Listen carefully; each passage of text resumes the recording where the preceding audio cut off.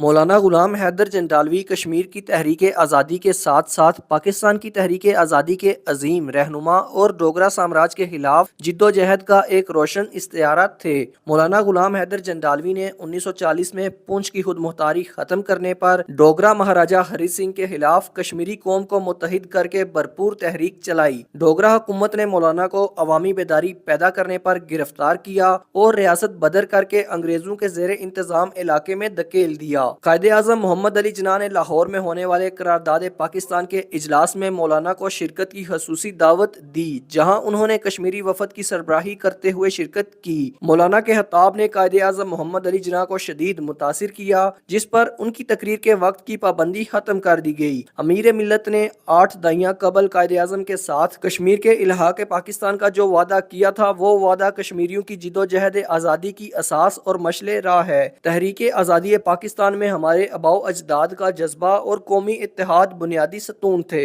اور یہ مشن ہمیں مکمل کرنے کی ذمہ داری سونپی گئی ہے۔ پاکستان اتحاد کا نام ہے، جو برِ صغیر کے تمام مسلمانوں کے اجتماعی خواب اور جدوجہد کا نتیجہ ہے۔ اب ہمیں اتحاد اور نظم و ضبط کے ساتھ اس مشن کو آگے بڑھاتے ہوئے عالمی مسلم اتحاد کی قوت حاصل کرنی ہے۔ مولانا غلام حیدر جنڈالوی نے مختصر علالت کے بعد 11 فروری 1959 کو راولپنڈی میں وفات پائی، اور آپ کی آخری آرامگاہ راولاکوٹ کے قریب جنڈالی کی بلند ترین چوٹی پر ہے۔ مولانا غلام حیدر جنڈالوی کی قربانیاں اور جدوجہد ہماری تاریخ کا روشن باب ہیں، مگر ہماری نوجوان نسل اس سے ناواقف ہے، جو کہ لمحہ فکریہ ہے۔ ان کی خدمات کو اجاگر کرنے کے لیے تعلیمی نصاب، سوشل میڈیا اور عوامی آگاہی مہمات کے ذریعے ان کا پیغام نئی نسل تک پہنچانا انتہائی ضروری ہے۔